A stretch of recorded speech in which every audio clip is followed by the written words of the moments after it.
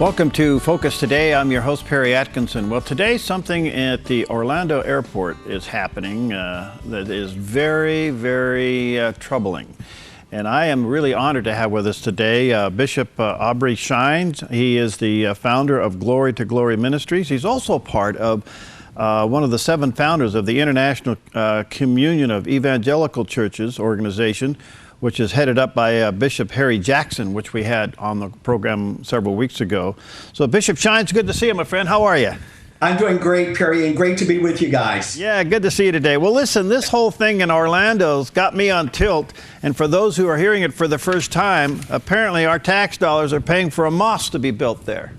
Well, it doesn't shock me. Unfortunately, Perry, we had no idea this was kind of something under the radar that they kind of stuck. I mean, can you imagine the audacity that the media would have if we found out, for instance, a Jewish synagogue was built or an evangelical area? And here's the real reality, Perry. There was and has been, even since 1983, there's already been an interfaith area of the airport that actually housed anyone that has any faith and they wanted to pray. So again, this is once again, here we are as a nation capitulating to what is no more than an Islamic mob. It's ridiculous, it's absurd, and you know what? It's really a travesty that's going on right now in this great state. Well, you know, I'm glad to hear you speak out on this, Bishop, because, and I know that others are too, but for the most part, it's still under the radar. And you're absolutely right. We have these interfaith chapels at hospitals. We have them at the airport.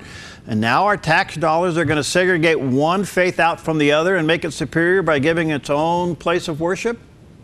Well, it's absurd. Again, can you imagine those that have more of a liberal, their whole ideology would be shattered if they found out, for instance, that we had a evangelical temple exclusive outside of the interfaith that's already there. And I think what a lot of people are really missing, Perry, in my opinion, the majority of the Arab Emirates you're talking about 80 to about 95% that are Sunnis. Now, these are the same group of Islamists that chant death to America, death to Israel. And we're funding this. This is an absolute outrage. And again, if we're going to always have an intellectual conversation in this nation, leadership starts from the top. And unfortunately, we're not seeing that right now in this great nation. And this is why, Perry, we're living in my opinion, the most divisive time that we've been in America. This is, again, a travesty.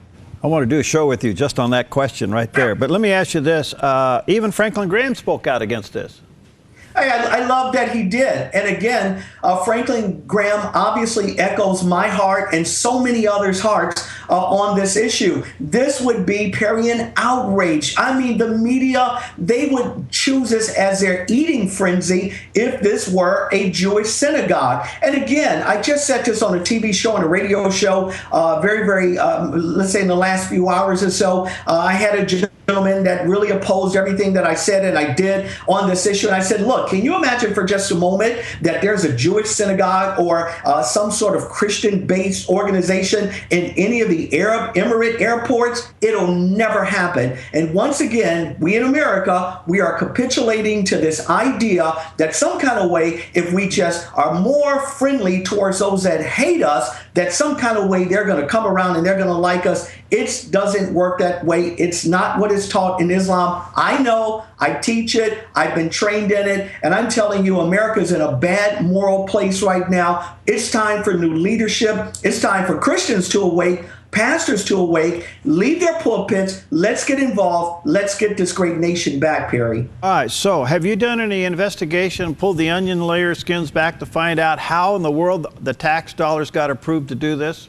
No, we're being blocked on every side. They have almost like some sort of card game going that the moment you pull one, there's another that pops up. What we were able to find out, however, is that the airport's own line, and I'm kind of paraphrasing here when I say this, that, well, it's not really tax dollars. It's just the taxes from the people that are coming in and out of the airport. Well, the last time I checked, those are state and some federal dollars that are involved. So again, there is obviously a push from the Arab Emirates to make sure that they don't and cannot be, and here's the real deal, they don't want to be in any room where there are Jews. They don't want to be in any room where there are Christians. And this is why this was pushed. This was a money issue to make sure they have their own separate area that they can do what they want to do. But again, this is America. Since early 80s, there was already interfaith areas that everyone could kind of congregate, pray if they wanted to pray, be quiet if they wanted to be quiet, silent, meditate, etc. It's not enough because Islam is not tolerant of any other than themselves. All right, let's go to the spiritual core of this, Bishop. It appears now that we are in a spiritual war in America for the heart and soul of America. And I don't know if the Christian church is awakened to this issue or afraid to get involved. What's your take? I think the latter. I think they're really afraid. You'd be shocked. I'm very, very privileged here in Tampa. I actually pastor 23 different ethnic groups. But what I'm finding, especially from some of my friends across the aisle, various states, various ethnicities that I go, what I'm hearing is this. You know, we would get involved, but man, we really don't want to offend some of our congregation. You know, we could probably lose a percentage of our congregation. What would the community say if we began to speak out? I thought, oh my God, I thought this is what being called to the gospel and being a leader was actually all about. It's time for an awakening. I'm really praying that a new generation of Joshuas would kind of rise up and say, you know what, we're not going to take this. We're not going to allow this great nation founded on fantastic principles, you know what, to be decimated simply because of the element of PC that's going around in this nation. No, there's a lot of spiritual, what I call cowards that are out there. They're afraid to trumpet their sound and really, really have a clear clarion voice on these cultural issues. Perry, it's destroying America. And if we don't get this and correct this yesterday, our nation's in trouble. All right, so you add the Islamic threat that's coming to us now that our tax dollars would accommodate them. You add to that the Supreme Court's decision on same-sex marriages and now how pulpits are going to be monitored. We broadcasters, Christian broadcasters, we already know what's coming at us. And then you add on top of that what's happened with Planned Parenthood and these videos showing the unbelievable act that's happening inside these abortion clinics. I mean, all three of those are spiritually based issues, and they've been politicized, and we're abandoning them. Well, not only we're abandoning them, here's where I think it's just heart-wrenching for me. And we've been producing videos, sending them primarily to Black and Hispanic pastors to say, listen, you guys don't want to talk about politics. You better talk about politics. This notion that leaders cannot talk about politics from the pulpit, it's absurd. And the reason it's absurd, think about this, and I'm doing a video, we're in the studio tonight trying to really kind of finish this product up. Can you imagine, Perry, for just a moment, that when the Supreme Court, during the Dred v. Scott decision, claimed, according to their decisions, blacks were not human. They're no more than property. Imagine had the white Quaker church been silent. Guess what? We never would have had a 14th Amendment. Imagine Martin Luther King only staying in the church, but never discussing some of the atrocities in America that did not just affect blacks, by the way, it affected humanity. Imagine had he been silent, Perry, we would still be living in some prehistoric age had not the white Quakers and guys like Dr. King really left the pulpit and said, you know what, we're salt, we're light.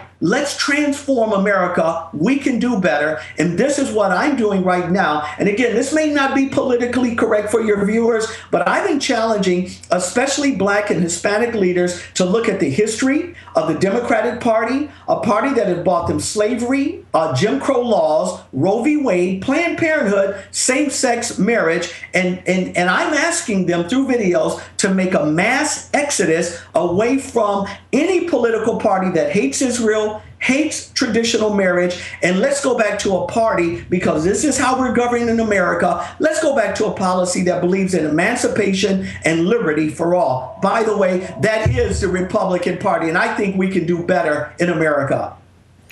Well, you uncork a lot there, Bishop. First of all, are your Black and Hispanic pastors listening to you?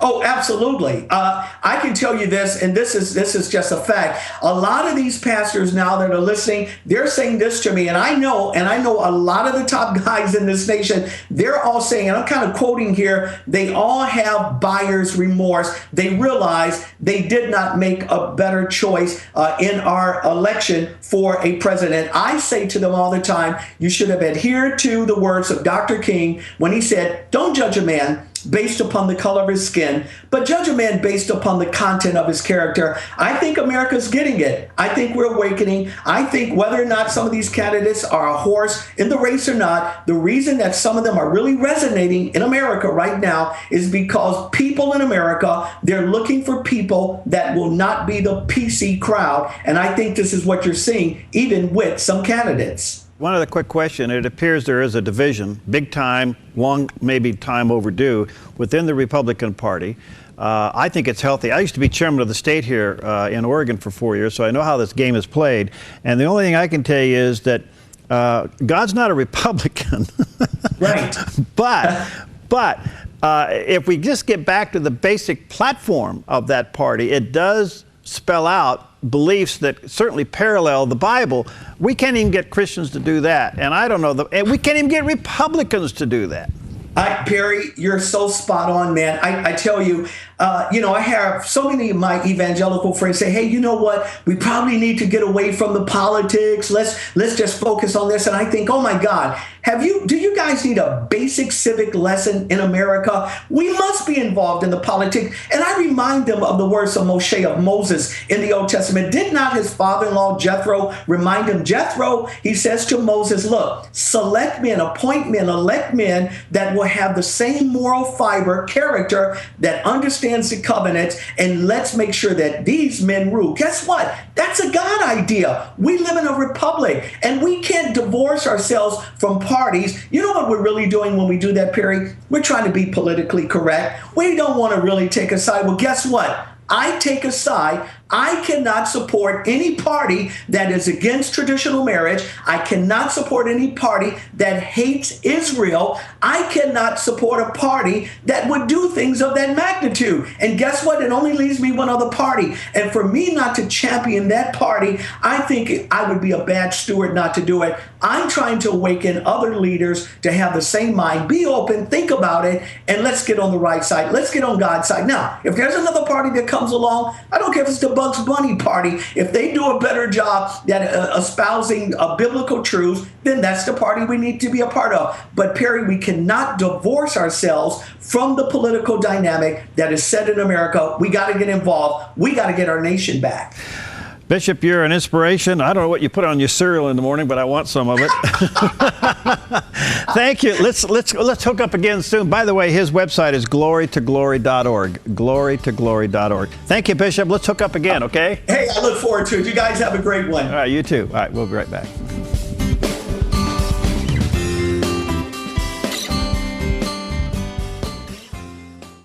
I'm Paulina Leiser, producer of Focus Today.